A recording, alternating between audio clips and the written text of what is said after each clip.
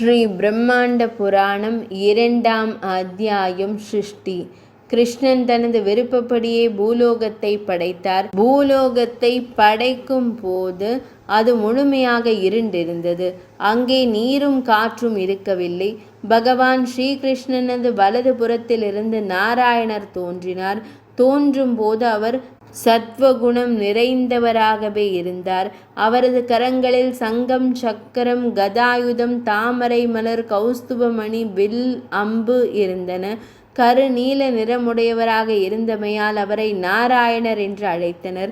பகவான் ஸ்ரீகிருஷ்ணனது வலது புறத்தில் இருந்து தோன்றிய நாராயணன் பகவான் ஸ்ரீகிருஷ்ணரை போற்றி வணங்கிவிட்டு தனக்கென ஒதுக்கப்பட்டிருந்த ஆசனத்தில் சென்று அமர்ந்து கொண்டார். அடுத்து பகவான் ஸ்ரீகிருஷ்ணரின் இடது புறத்திலிருந்து தாமச குணத்தோடும் 3 விழிகளுடனும் சடாமுடியுடனும் கையில் திரிசூலத்தை ஏந்தியவராக சிவபெருமான் தோன்றினார். கிருஷ்ணனது நாபியிலிருந்து தாமரை வெளிப்பட்டது. அந்த தாமரையிலிருந்து ராஜச குணத்தை உடைய பிரம்மதேவர் தோன்றினார். அவர் ஒரு முதியவராக நரை தலை முடியுடன் வெண்ணிற ஆடை அணிந்து கையில் கமண்டலத்துடன் 4 முகங்களுடனும் அவர் காட்சியளித்தார். அவர் பகவான் ஸ்ரீ கிருஷ்ணரை வணங்கி தனக்கென ஒதுக்கப்பட்டிருந்த ஆசனத்தில் சென்று அமர்ந்தார். அப்போது பகவான் கிருஷ்ணரது மார்பில் இருந்து யமன் தோன்றினான். யமனும் கிருஷ்ணனை வணங்கிவிட்டு தனக்கென ஒதுக்கப்பட்ட ஆசனத்தில் சென்று அமர்ந்தார்.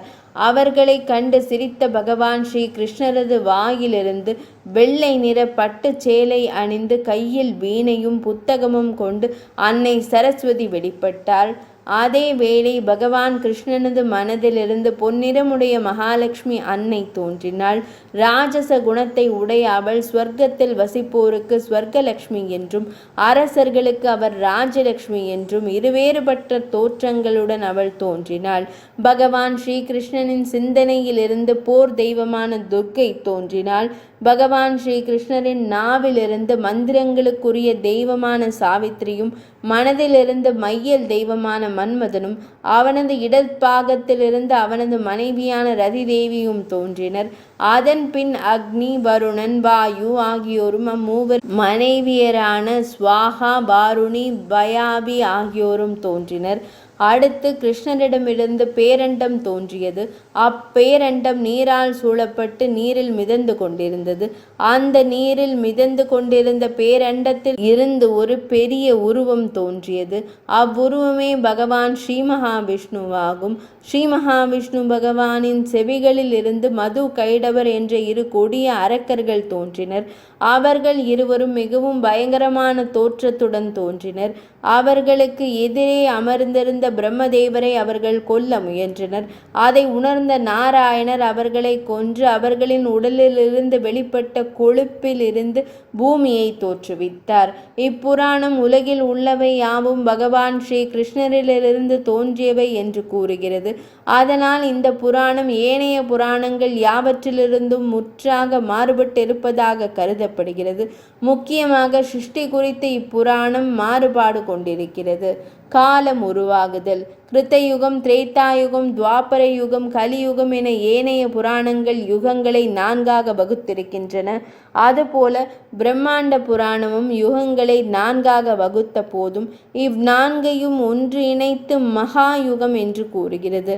360 மகாயுகங்கள் ஒரு திவ்ய யுகமாகும். 71 திவ்ய யுகங்கள் சேர்ந்து ஒரு மன்வந்திரம். 14 மன்வந்திரங்களை கொண்டது பிரம்மதேவருக்கு ஒரு நாள். அத்தகைய 360 தினங்களை உடையது பிரம்மதேவருக்கு ஒரு ஆண்டு. அத்தகைய 108 ஆண்டுகள் கிருஷ்ணருக்கு ஒரு நிமிடம். இந்த ஒரு நிமிடத்தை கல்பம் என்று அழைக்கப்படுகிறது. கல்பங்கள் பல உள்ளன. அவை பிரம்ம கல்பம், வராக கல்பம், பத்ம கல்பம் போன்றவையாகும். பிரம்ம கல்பத்தில்தான் மது, கைடபர்களின் கொழுப்பில் இருந்து பூமி தோன்றியது. வராக கல்பத்தில் பூமியை இரண்யாக்ஷன் என்ற அசுரன் கவர்ந்து சென்று கடலின் அடியில் மறைத்து வைக்க திருமால் வராக அவதாரம் எடுத்து தனது கோர பற்களால் அசுரனை குத்தி கொன்றுவிட்டு பூமியை மீட்டு வந்து நிலைநிறுத்தினார்.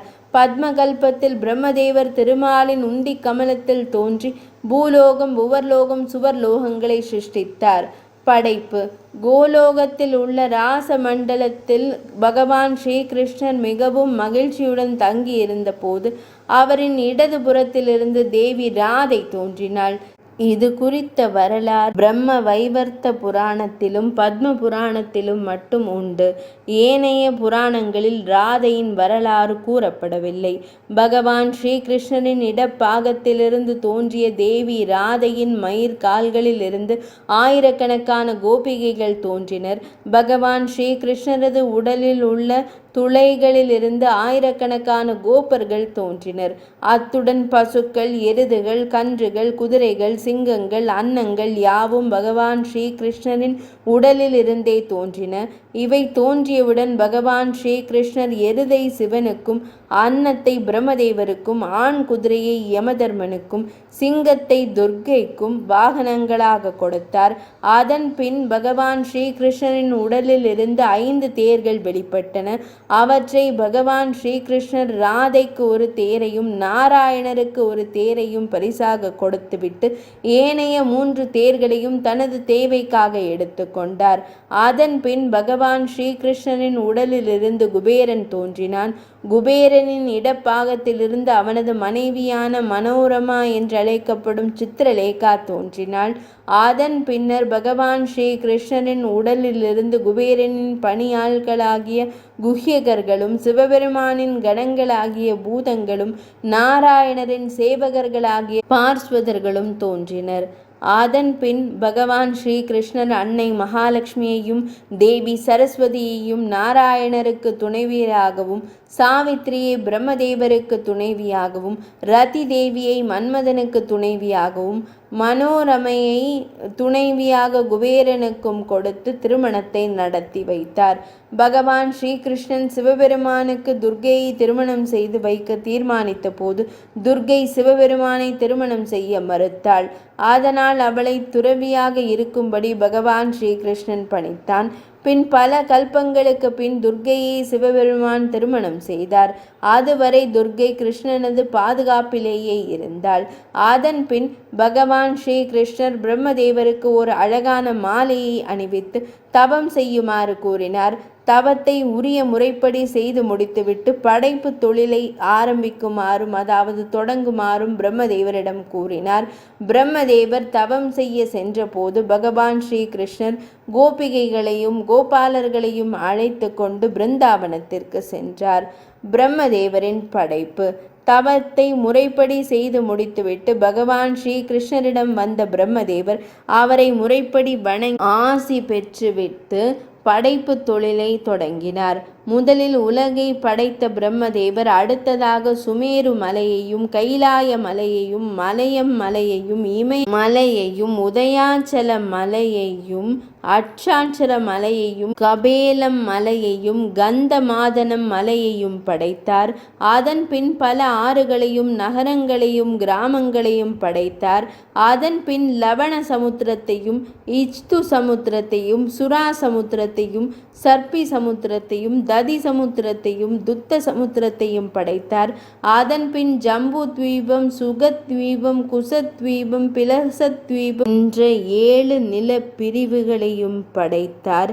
அதன் பின் பூலோகம், உவர்லோகம், சுவர்லோகம், மகர்லோகம், ஜனலோகம், தபோலோகம், சத்தியலோகம் என்னும் 7 லோகங்களையும் படைத்தார். அதன் பின் அதல, விதல, சுதல, தலாதல, மகாதள, பாதாள, ரசதல போன்ற நகரங்களையும் படைத்தார். இவை அனைத்தையும் பிரம்மாண்டம் என்று கூறப்படும் இவையாவும் மாய உருவங்களாகும். அத்துடன் இவை அழியும் தன்மை வாய்ந்தன. விஷ்ணுலோகமும் சிவலோகமும் கோலோகங்களும் ஒருபோதும் அழியாது நிலைத்திருக்கும்.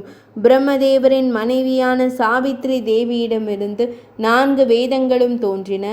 அது தவிர 6 ராகங்கள், 36 ராகினிகள், கால அளவு என்பவனவற்றை பிரம்மதேவர் படைத்து தனது மனைவியான சாவித்ரி தேவியிடம் ஒப்படைத்தார். தேவலோக சிற்பியான விஸ்வகர்மா பிரம்மதேவரின் நாபியிலிருந்து தோன்றினார். அவருடன் 8 வசுக்கள் தோன்றின. அதன் பின் சனகர், சனந்தனர், சனாதர், சனத்குமாரர் என்ற 4 தோன்றினர். அவர்களை படைத்த பிரம்மதேவர், நீங்கள் பகவான் ஸ்ரீகிருஷ்ணரை நோக்கி தவம் புரிந்து படைப்பு தொழிலை தொடங்குங்கள் என்றார். தவம் செய்ய சென்ற நால்வரும் தவம் செய்தார்களே தவிர படைப்பு தொழிலில் அக்கறை காட்டவில்லை. அதனால் பிரம்மதேவருக்கு கடுஞ்சினம் உண்டானது. அக்கோபத்தினால் பிரம்மதேவரது நெற்றியிலிருந்து தீப்பிழம்பு கிளம்பியது. அத்தீயிலிருந்து ருத்ரன் தோன்றினார். அதன் பின்னர் பிரம்மதேவரது வலது செவியிலிருந்து புலஸ்தியர் தோன்றினார். இடது செவியிலிருந்து புலகர் தோன்றினார். அவர்களுடன் பிரம்மதேவரின் வலப்பாகத்திலிருந்து கிருத்துவும், வலது நாசி துவாரத்திலிருந்து அரணியும், இடது நாசி துவாரத்தில் ஆங்கிரச முனிவரும், வலது பக்கத்திலிருந்து பிருத்து முனிவரும், பக்கத்திலிருந்து தக்ஷனும், அவரது நிழலில் கர்தமரும், உந்தியிலிருந்து பஞ்சிகாவும், மார்பில் வதுவும், கழுத்திலிருந்து நாரத முனிவரும், புஜங்களிலிருந்து மரீச்சி முனிவரும், திரும்பவும் கழுத்திலிருந்து அபத்ரமனும், நாவிலிருந்து வசிஷ்ட மாமுனிவரும், கீழ் உதட்டிலிருந்து பிரச்சேதசரும், இடது அக்குளிலிருந்து கம்சனும், வலது அக்குளிலிருந்து யதியும் தோன்றினர். அவர்கள் எல்லோரையும் அழைத்து மக்களை உற்பத்தி செய்து பெருக்குமாறு பிரம்மதேவர் கூறினார். நாரதரை தவிர ஏனையோர் பிரம்மதேவர் கூறியதை ஏற்றுக்கொண்டனர். ஆனால் நாரத மாமுனிவர் அதை ஏற்காது தான் தவம் செய்ய போவதாக தெரிவித்தார். அதனால் பெருங்கோபம் கொண்ட பிரம்மதேவர், நாரதா, எல்லோரும் ஏற்றுக்கொண்ட விஷயத்தை நீ ஏற்காததால் நீ தீய துர்குணங்கள் நிரம்பிய கந்தர்வனாக பிறப்பாய். அப்போது நீ எந்த பிரம்மத்தை அடைய தவம் செய்ய நினைத்தாயோ அந்த பிரம்மத்தை குறித்த ஞானம் இல்லாதவனாக ஒரு பணிப்பெண்ணுக்கு மகனாக பிறந்து அலைவாய் என்று சபித்தார். அதை கேட்டு கோபம் கொண்ட நாரத மாமுனிவர் பிரம்மதேவரான தந்தையை கண்டு, என்னை சபித்த தமக்கு பூ உலகில் பூஜைகள் ஆராதனைகள் நடைபெறாது, தமக்காக யாரும் ஆலயத்தையும் கட்ட மாட்டார்கள் என்று பதில் சாபம் கொடுத்தார். பிரம்மதேவரின் கட்டளையை ஏற்ற நாரத மாமுனிவரை தவிர்த்த ஏனையோர் மகிழ்வுடன் படைப்பில் இறங்கினர். மரீச்சி முனிவருக்கு கஷ்யப முனிவரும், அத்ரி முனிவருக்கு சந்திரனும், பிரசேதசர்களுக்கு கௌதம முனிவரும், புலஸ்தியருக்கு அகஸ்தியரும் பிறந்தனர். ஏனைய புராணங்கள் கூறுபவற்றையே பிரம்மாண்ட புராணமும் கூறுகிறது. எனினும் ஏனைய புராணங்களை விட சிருஷ்டி குறித்து இப்புராணம் சற்று வித்தியாசமாக கூறுகிறது. இந்த புராணத்தில் பிரம்மதேவர் பகலில் சிருஷ்டியை தொழிலை செய்தார் எனவும், இரவில் பிரளயம் ஏற்படுகிறது, பின் இரவு முடிந்து பகல் தோன்ற மீண்டும் சிருஷ்டி நடைபெறுகிறது. மும்மூர்த்திகளான பிரம்மதேவர், விஷ்ணுமூர்த்தி, சிவபெருமான் ஆகியோரின் குணங்கள் குறித்து இப்புராணமும் கூறுகிறது. அதுபோல கல்பங்களில் குறித்தும் இப்புராணம் கூறுகிறது. பிரம்மாண்ட புராண காலத்தில் வராக கல்பம் என்றும், விஷ்ணுமூர்த்தி வராக அவதாரம் எடுத்து பூமி தேவியை உரிய இடத்தில் நிலை நிறுத்தியதா அதை வராக கல்பம் என்று கூறுகிறது. அதன் காரணமாக தான் அந்த கல்பத்திற்கு வராக கல்பம் என்ற பெயர் ஏற்பட்டதாக கூறப்படுகிறது. இதிலும் மும்மூர்த்திகளின் முக்குணங்கள் குறித்து பேசப்படுகிறது. அத்துடன் பிரம்மதேவரும் நாராயணரே என்றும் கூறுகிறது. அது அதை இவ்வாறு கூறுகிறது: நர என்றால் நீர் என்றும், அயன என்றால் படுத்திருந்து ஓய்வு பெறும் இடம் என்றும் கூறுகிறது. பிரம்மதேவர் 7 கடல்களையும் 7 நிலப்பரப்புகளையும் தோற்றுவித்த பின் தனது உடலில் இருந்த தேவர்களையும் அசுரர்களையும் யக்ஷர்களையும் வேறு பலதரப்பட்டவர்களையும் தோற்றுவித்ததாகவும் இந்த புராணம் கூறுகிறது. அத்துடன் பிரம்மதேவரது மனோசக்தியில் இருந்து பிருகு முதலிய 9 ரிஷிகள் தோன்றியதாகவும், அவ்வாறு அவர்களை தோற்றுவித்த பின்பு அவர் தனது மனக்குழப்பத்திற்கு ஆளானார் என்றும் இப்புராணம் கூறுகிறது. அத்துடன் அவர் தன்னில் இருந்தே முதலாவது ஆணையும் முதலாவது பெண்ணையும் தோற்றுவித்து ஆணை மனு என்றும் பெண்ணை சதரூபை என்றும் பெயரிட்டார். அதன் பின் இவர்களின் பிள்ளைகளாகிய பிரியவிரதனும் உத்தானபாதனும் என்ற 2 ஆண் பிள்ளைகளும், பிரசூதி ஆகுதி என்ற 2 பிள்ளைகளும் பிறந்தன என்றும் இப்புராணம் கூறுகிறது. பிரசூதி தட்ச பிரஜாபதியை திருமணம் செய்தார். இவ்வாறு சிருஷ்டி வளர்ச்சி அடைந்தது. 2ஆம் அத்தியாயம் இனிதே நிறைவடைந்தது.